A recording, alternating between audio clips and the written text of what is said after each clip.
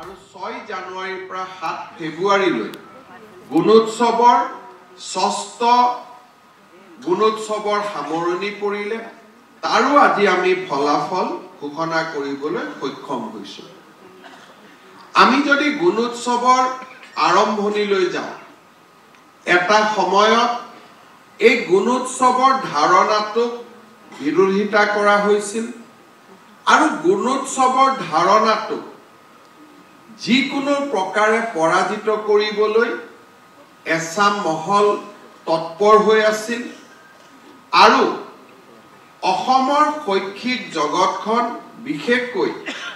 দৰিদ্ৰ আৰু পিছপৰা সমাজখনৰ কল্যাণৰ বাবে বাস্তৱসন্মত চিন্তা কৰিব নোখোজাৰ বাবে সেই বিৰোধিতা আৰম্ভ হৈছিল। কিন্তু লাহে লাহে সেই বিৰোধিতাক আওকাণ কৰি ৰাজ্যৰ শিক্ষা বিভাগ আগুৱাই গৈছিল আৰু আজি গুণোৎসৱ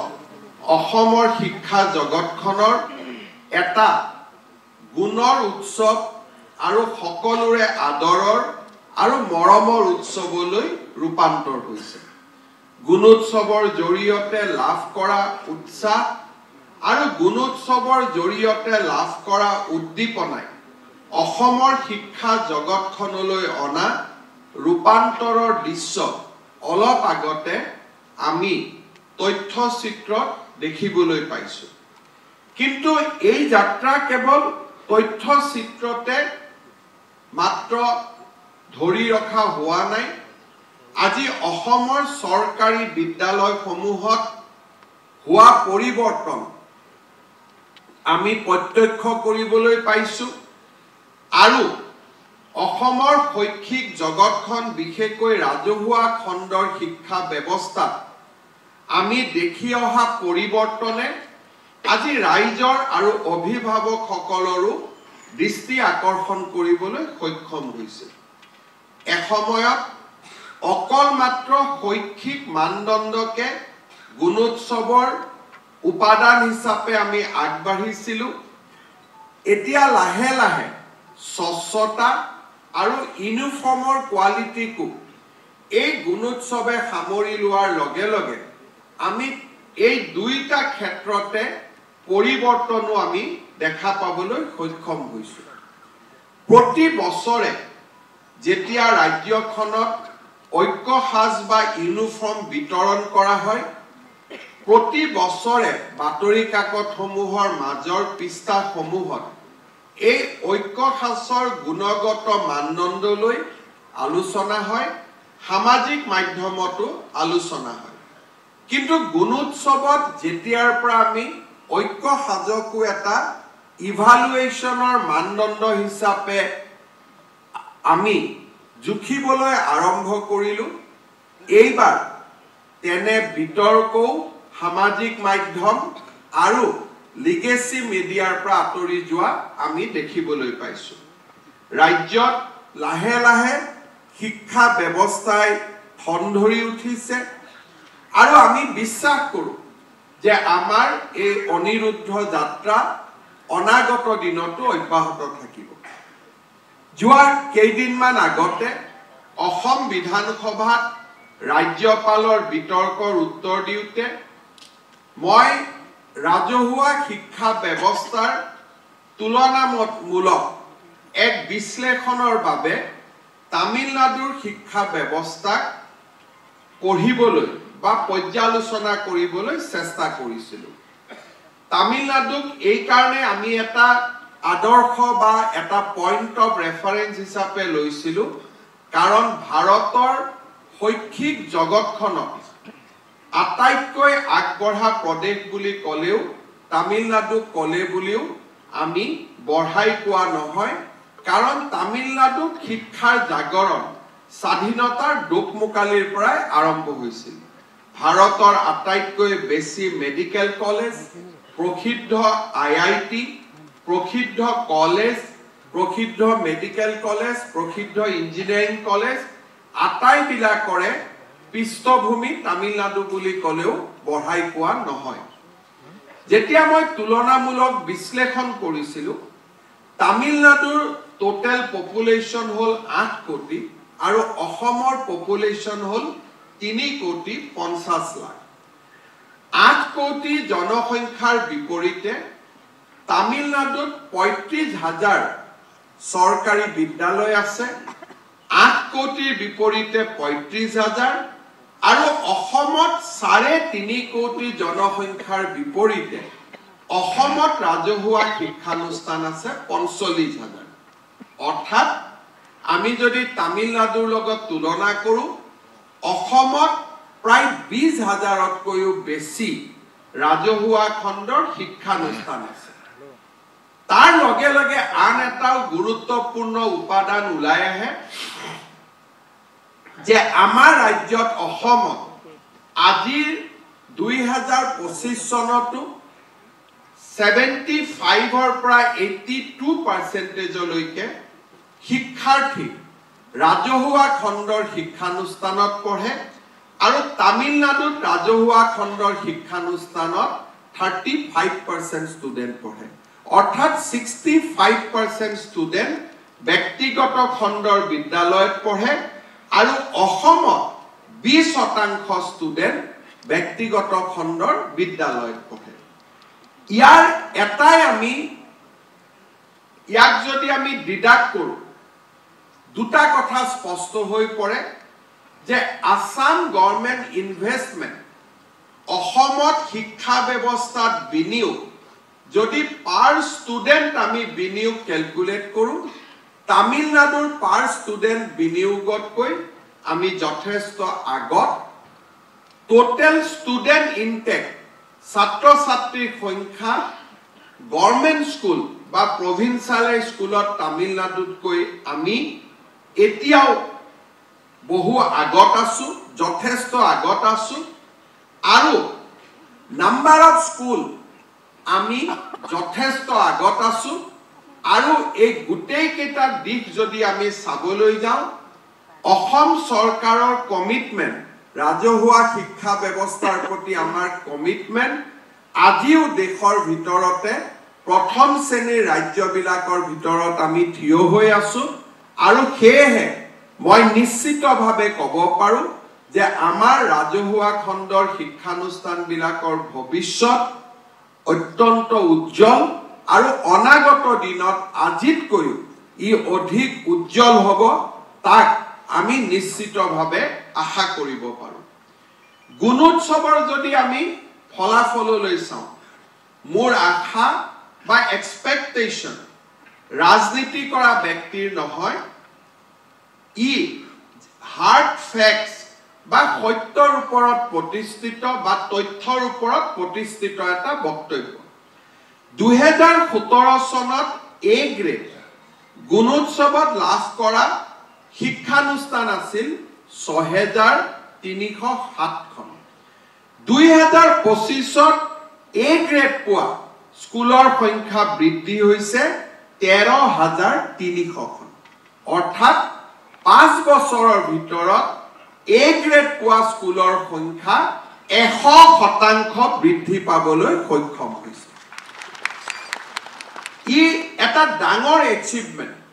যে 100% স্কুল এ প্লাস গ্ৰেড 2017ৰ পিছত এ প্লাস পোৱা স্কুলৰ সংখ্যা 100% ইনক্ৰিজ হৈছে ঠিক তেনেকে আমি যদি এ গ্ৰেড পোৱা স্কুলৰ সংখ্যা চাওঁ স্বাভাৱিকতে এ প্লাস যেতিয়া বাঢ়ি যাব এ গ্ৰেড ইমান বাঢ়িব নোৱাৰে কিন্তু এ গ্ৰেডটো 2017 চনৰ পৰিৱৰ্তে 12,927ৰ পৰিৱৰ্তে 2025ত ই 13,952 লৈ বৃদ্ধি পাইছে অৰ্থাৎ এ আৰু এ প্লাস যদি আমি যোগ কৰি দিওঁ আজি অসমৰ 26,000 বিদ্যালয় উন্নত গুণগত মানদণ্ডলৈ ৰূপান্তৰ হৈছে 26,000 স্কুল ই এটা সামান্য কীৰ্তিত্ব নহয় ই এক অসাধাৰণ কীৰ্তিত্ব আৰু এই অসাধাৰণ কীৰ্তিত্বৰ বাবে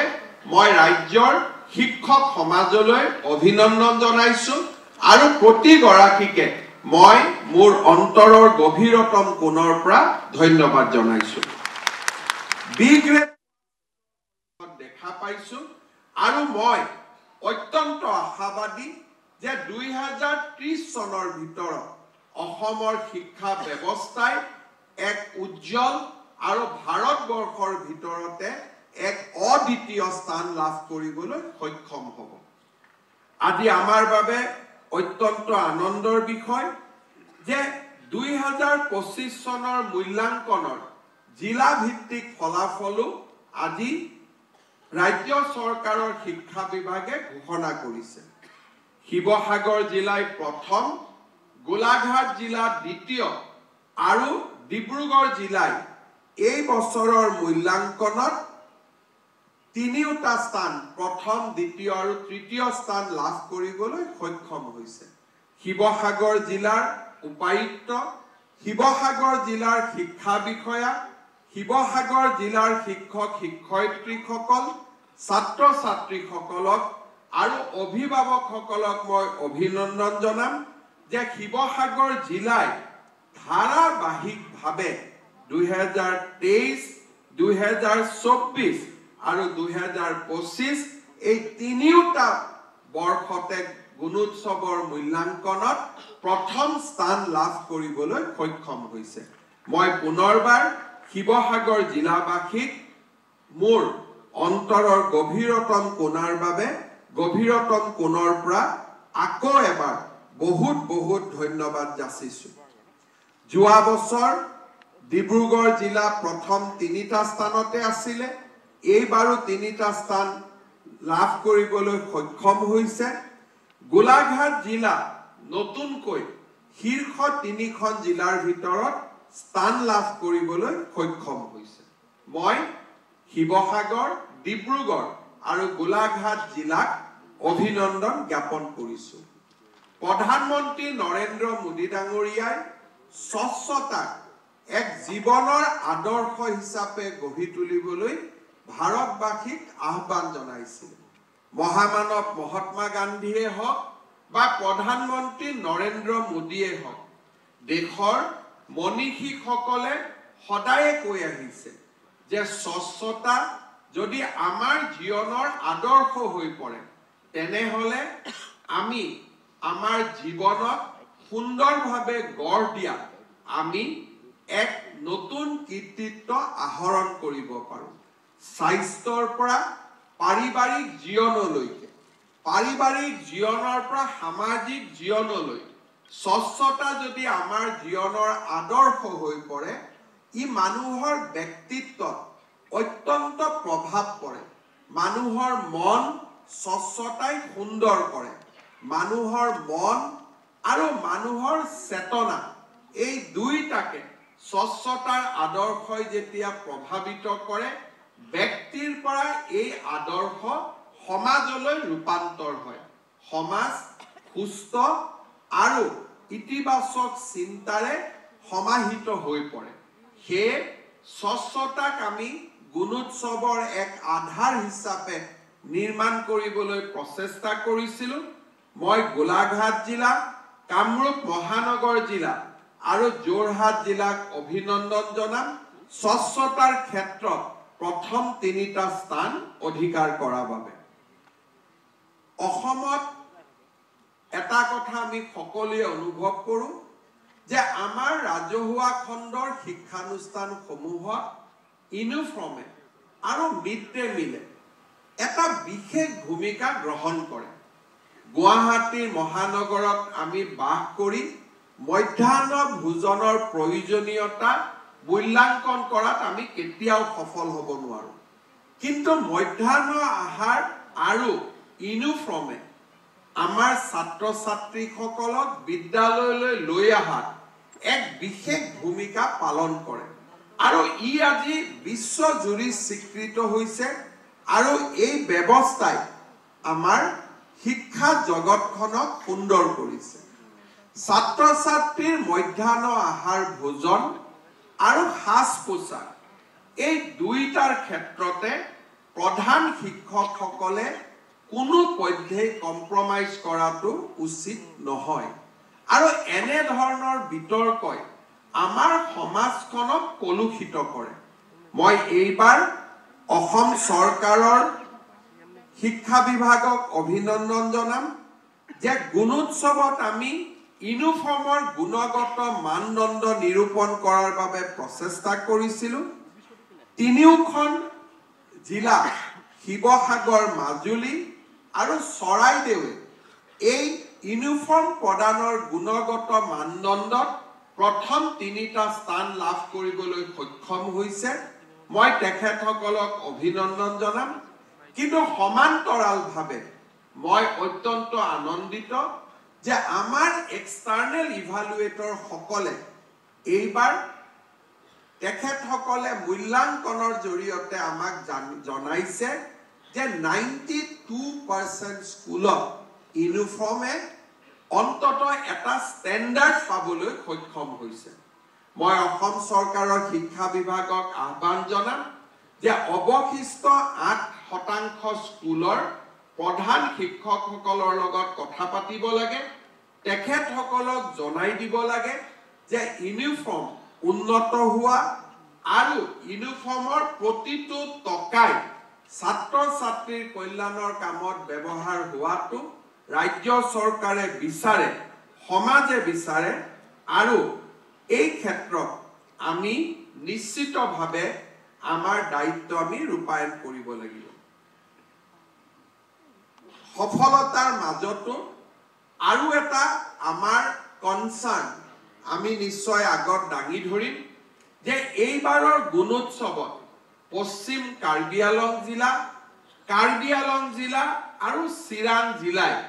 উৎকৃষ্টতম ফল দেখুৱাবলৈ সক্ষম হোৱা নাই ৰাজ্যৰ ৬ষ্ঠ অনুসূচীৰ অধীনত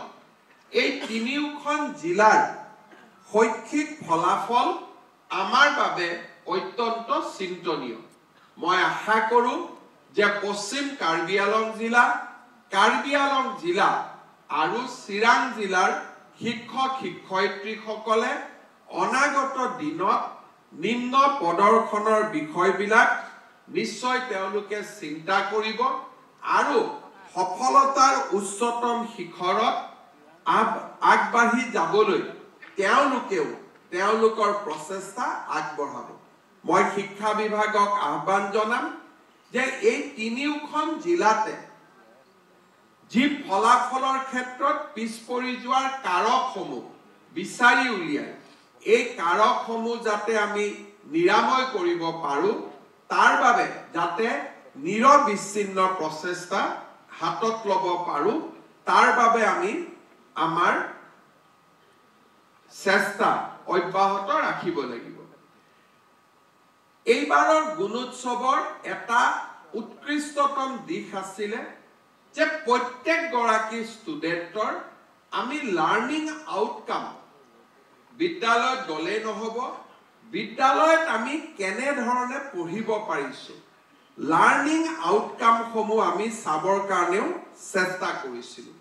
আজি আমি অত্যন্ত আনন্দিত যে প্ৰথমবাৰৰ বাবে প্ৰত্যেকগৰাকী ছাত্ৰ ছাত্ৰীৰ লাৰ্নিং আউটকাম আমি নিৰূপণ কৰিবলৈ সক্ষম হৈছোঁ ইয়াৰ ৰিপৰ্ট কাৰ্ড আমি ৱেব পৰ্টেলত ৰাখি থৈছোঁ প্ৰধান শিক্ষক শিক্ষয়িত্ৰীসকলে প্ৰত্যেকগৰাকী ছাত্ৰ ছাত্ৰীক এই লাৰ্নিং আউটকামৰ যিটো বুকলেট তাক যদি আমি ডাউনলোড কৰি তেওঁলোকক দিব পাৰোঁ আমাৰ ছাত্ৰ ছাত্ৰীসকল যথেষ্ট উপকৃত হ'ব আৰু ডাউনলোডত অসুবিধা হ'লেও ছাত্ৰ ছাত্ৰীসকলৰ অভিভাৱকসকলে অন্ততঃ যাতে নিজৰ ল'ৰা ছোৱালীৰ ৰিজাল্টটো চাব পাৰে তাৰ বাবে তেওঁলোকক আমি জনাই দিলে তেওঁলোকে নিজস্ব প্ৰক্ৰিয়াৰে ঘৰত হ'লেও লাৰ্নিং আউটকাম তেখেতসকলে চাব পাৰিব মই লাৰ্নিং আউটকামৰ ওপৰত বিদ্যালয়সমূহক যথেষ্ট দৃষ্টি ৰাখিবলৈ মই আহ্বান জনাম এইবাৰ আমাৰ প্ৰত্যেকখন জিলাত A+ পোৱা বিদ্যালয়সমূহৰ সংখ্যা আপোনালোকক মই জনাব খুজিছোঁ বাস্কা জিলাত 2024 চনত আমি আজি যি এই বিষয়ে আমি যোৱাবাৰো আলোচনা কৰিছো কিন্তু 2024 চনত আজি যি আমি উদগনিমূলক সাহায্য বিতৰণ কৰিছো বা প্ৰেৰণা আমি বিতৰণ কৰিছো